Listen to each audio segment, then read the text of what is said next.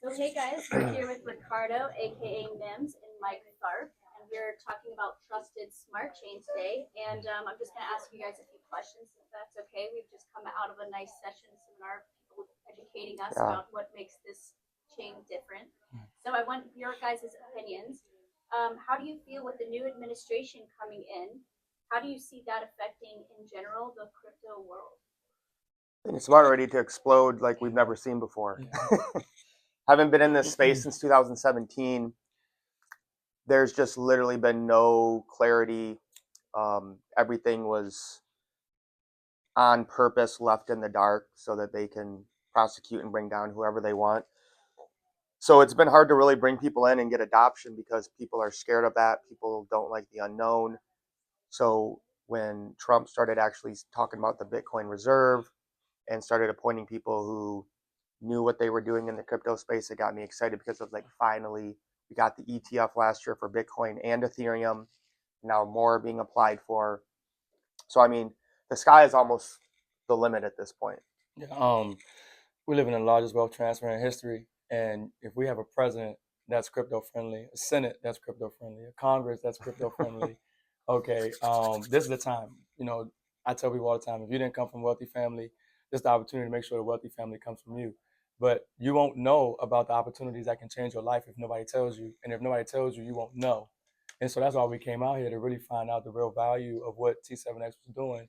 And I think this is an industry, you know, changer that they're setting a standard really on how companies and assets get tokenized. And so I'm excited to see the growth and the explosion of this company. But under Trump, I just think that especially American blockchain crypto based companies are going to do very well. And T7X being one of those, it's hard not to be bullish on the blockchain and crypto space, but especially real world projects that add real value and transparency like T7X. Let me add one more thing. This is a little controversial, and I didn't think I would ever say this, but hearing all of this news here is I think there's a possibility we really could be done with the traditional 4 year cycle that we see in cryptocurrency because of the Bitcoin having. Because essentially right now we can see altcoins or any coin other than Bitcoin is not going to go up unless Bitcoin does. If Bitcoin goes down, they pretty much all fall down. Now, when you have institutions coming in like BlackRock, uh, like T7X, like TSC, I think when you're talking about billions, even trillions of dollars of assets coming on chain, I think that's going to change things because if you have a group of hotels or real estate, they're not going anywhere. They're going to continue to bring in income and revenue every single month, which is what was missing with most cryptocurrencies. It's just hype, hope, speculation, wait for the Bitcoin halving, and then we get our 1 year bull run. I think that could be done with the regulation, with Trump being in there, and with the billions, if not trillions, coming in from institutional money and hedge funds and Yeah, ETFs on I feel multiple that. cryptos now. Comes down to utility. Yes. Yeah, use case and utility. And with this transition that's taking place, there's a lot of money, data, volume that's really going to take place on chain now that wasn't there. Before this was a speculative space, Yeah. but now it's legitimized and it's going to be regulated. And so we're going to see that constant activity and volume that we see in traditional finance now, but now on the blockchain. But we're looking to be a part of those companies that are setting the standard Right. and bridging the old financial system onto the blockchain. And T7X is definitely leading the way in that. Yeah. Well, you guys did mention this a little bit, but talk to me a little bit more about the paradigm shift with tokenization. What is shifting? What's changing in the last year or so, or a few months? With tokenization, the biggest thing is fractionalization. Most people can't go out and invest in, buy a house, buy a piece of artwork. Now they're able to. Yeah, you can do REITs. Yeah, you can do an ETF and whatnot. But what you said in your last answer reminded me of this is, most people don't want to get 2 to 3% from a bond. Even if you're getting 10 to 11% from a REIT, it just doesn't really excite people. So, I mean, I think this is kind of your last chance to really see like massive gains before, obviously, the bigger a an asset is, the less volatility there is. So like I said, if this is our last, really 4-year cycle, the market cap gets so big, you don't see those swings and fluctuations. So I think that will be the biggest, is the fractionalization of essentially everything. Yeah.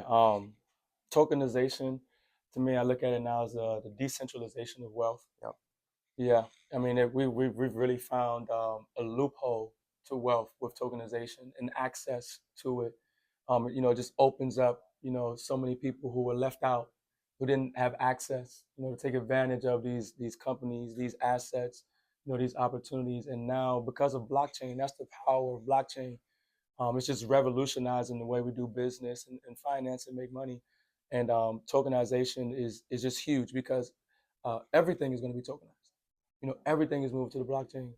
All assets, is moved to the blockchain, and now everybody has opportunity to take advantage in that wealth transfer that tokenization has to offer. And when you said that answer, it reminded me of one thing they talked about today, is because one of my questions I had is really, why are these companies going to be want to tokenize so much? Yes, they can get liquidity, but what he talked about that happened with GameStop and Roaring Kitty, and how there's so much hypothecation or fake created stocks that then they naked short. So even when an entire community and movement gets behind something like GameStop, they just laugh at us. Oh, you're dumb money. We'll take you out. You can't beat us. Well, now we can, because we have that one-to-one parity and trust and authenticity on the blockchain that can't be fake, duplicated, or created out of thin air like they do with the stock market right now. Trust. That leads to my next question. What are the biggest challenges that you see with tokenization, and how do you see trusted smart chains solving these challenges? I think the biggest challenge is just working with the regulations. Now, I know Billy said they had a plan if a different administration was in there, and I'm sure they would have done their best, but I don't know if I would have believed in it as much as with this administration. I think to really do this right, you would need an administration that is crypto friendly. Because let's be honest, if the government doesn't want it to happen, it's not going to happen. So I think that is the biggest barrier. And having met everyone here, seeing their networks and the people they know, gave me a lot of confidence of what can happen. Because without that, you have no chance. Yeah. Framework, the framework, and the implementation of setting everything in place, I think, was some of the challenges. But that's the thing about the opportunity of being part of those companies that are setting the standard, and showing how it can be done. Yeah.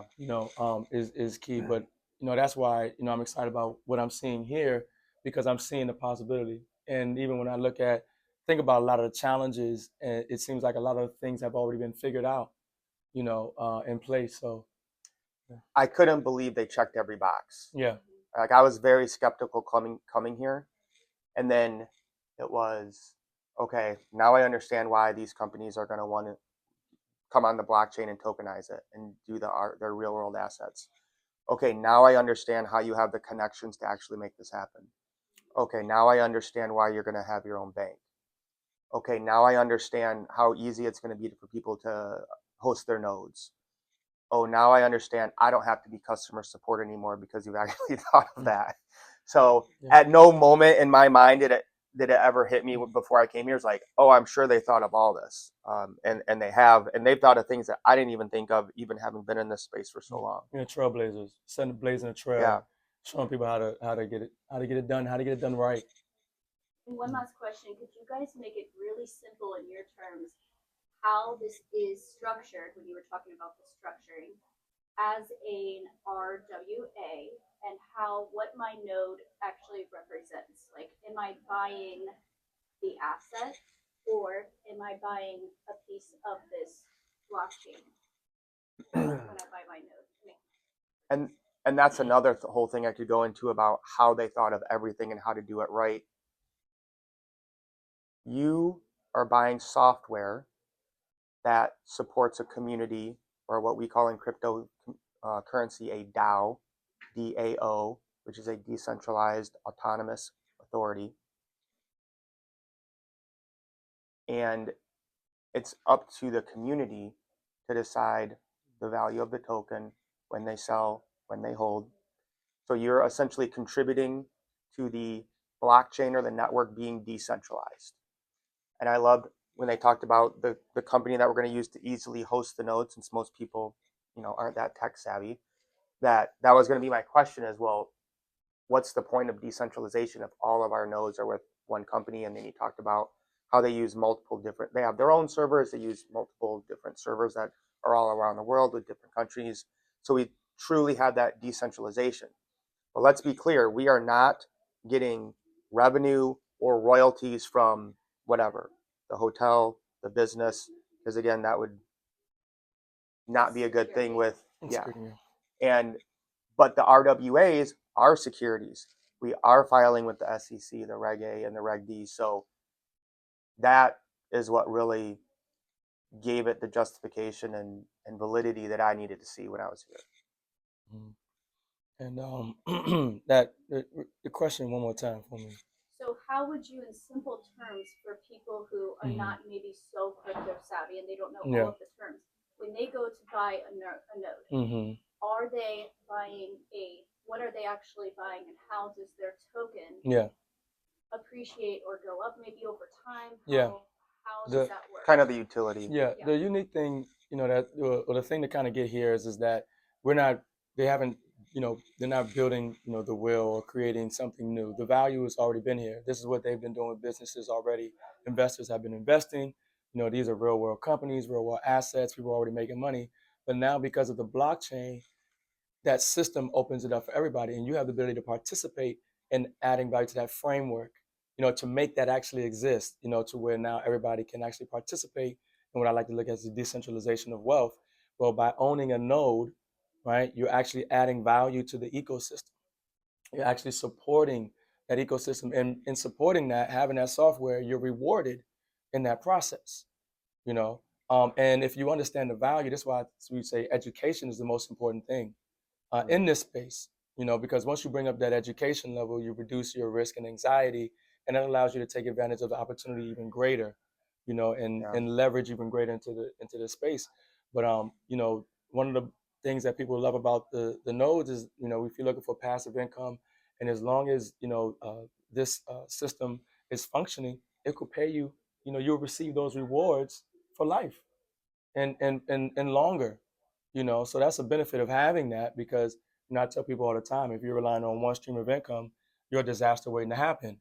So if you have an opportunity where you can add value to an ecosystem by running some software that's helping support, what this company T7X has put together, and you get paid every single day, so that's a no-brainer. You just need to get educated on, what it is they're doing, how they're doing it, and how you can benefit from it. And I would add, there's no promises or guarantees, obviously, but they have. I think when people look into it, they have created so much utility for the coin. So you're getting in an ecosystem and a community of people who have a expansive network of high net worth individuals and people in positions of power, and you're able to leverage that like no average person has ever been able to in human history. So if you believe that real estate and businesses are going to thrive and continue to have um, cash balances and money flow, and you're able to get into community like that, that is what I think you're getting with the node, is access to that community of smart, intelligent people who have massive connections to people who have large wealth. This was gate kept from the average people with the whole accredited investor. But the way they designed this to stay inside the framework of the regulations is what has never been done. That to me is what's revolutionary with T7X and Trusted Smart Chain. So if people already have some silver, they've got some gold, they have some nodes, they've got their tokens, they've got some, this and that. Yeah. You would actually recommend another stream to diversify. You think this would be a very good added asset to their collection? Yeah, it's what I'm doing. I'm acquiring it based off of what I've seen. It has encouraged me and inspired me, I'm actually really excited to be a part of something like this because they are doing something that I believe is going to set the standard for how other businesses and entities tokenize and bring their projects to the blockchain and how people can take advantage. So yes, additional income stream by having a node with T7X to me is a no-brainer at this point. Yeah. Yeah, I'm excited about this, and the easy illustration I always use is: do you want to buy cryptocurrency or do you want to own an ATM? So you can also relate this to a house, right? You can fix and flip a house, but once you make that profit, that's it. You're done, and there's going to be some tax events in there. Whereas if you buy a property and you use it as a rental for 20 years, it's paying you every month when you collect rent. So same thing with a node. I would rather buy a node. I have nodes in multiple cryptocurrency projects. Sometimes they work out, sometimes they don't. That's the nature of the game. It's the free market, right? So when I see this, that rather than, oh, I'm going to buy Bitcoin when it's down and sell it when it's up, which requires a lot of work and paying attention, with most people aren't ready to do. But if you can get that, what you would say is a rental income mortgage property in the blockchain space, is a node, because you're helping secure the network. That's paying you daily in rewards. And typically in the cryptocurrency space, it's hype, hope, and promises that hopefully one day it will go up. But with the added utility, with the real world assets here, is what to me sets us apart, and why I think people should really consider adding it to their portfolio. Yeah, you can buy crypto, you can get paid in it. Right. I'd rather get paid in it. That's why they call them MIMS, making it make sense. It is making sense. So there's a limited time where we could probably get this really cheap for like $1,500. It's going $2,500. But talk about the storage of value in the actual node. If it continues to pay out year after year, like people should probably know there are nodes that will only last a few months. I think these are projected to last for a very long time, because after they sell out 80,000, I hear they're going up to 10,000. Oh, wow. So that's what is the plan and the framework. So just even the node alone, holding it, even if it wasn't giving out those tokens every day. Yes, additional value in itself. Yeah. The node and then the reward that you receive, which is the TSC token. Yeah. So massive scarcity is what I see. So 200,000 max, and then you look at what are you paying for it.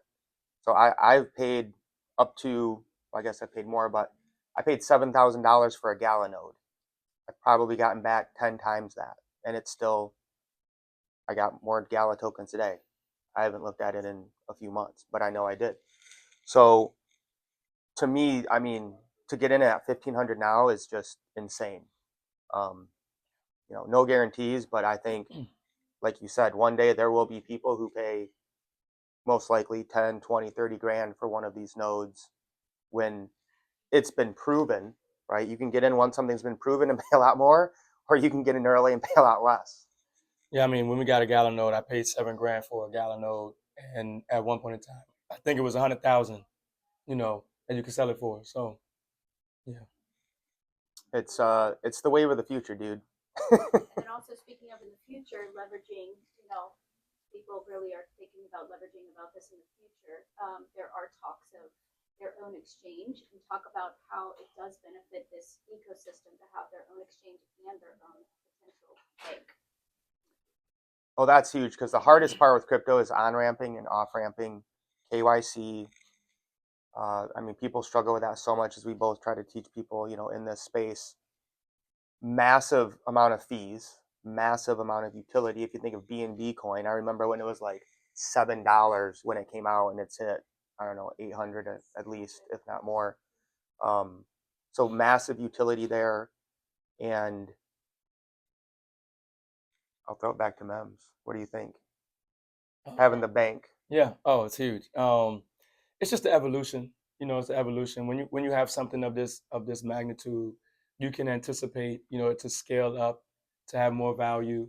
And when we're looking at the way that the economy is changing, the traditional banks, and then you're gonna have the blockchain banks, and companies like with T7X and what they're doing with the bank. And I'm excited, for these things to take place. It just adds a lot of value. It's just a bigger value add, tremendous. Yeah, tremendous. the one thing I forgot was us being able to borrow against our cryptocurrency is huge. Mm. Not having to be a taxable event versus it being a positive taxable event of writing off the interest like you would on a mortgage, which is why Robert Kiyosaki, Rich Dad Poor Dad, talks about owning real estate. We can essentially now do that with cryptocurrency, given the nature of the way the bank's going to be. Massive. Awesome. Being able to leverage that and the way they're setting it up, I was super impressed with. Well, thank you guys so much for your take on it. I know that we'd love to hear your perspectives, and Yeah. I appreciate Awesome. the time. Yeah. Yeah. Thank you. Yep. All right, guys. We'll see you guys in the next video. Peace. Peace up. Let's get wealthy. Peace.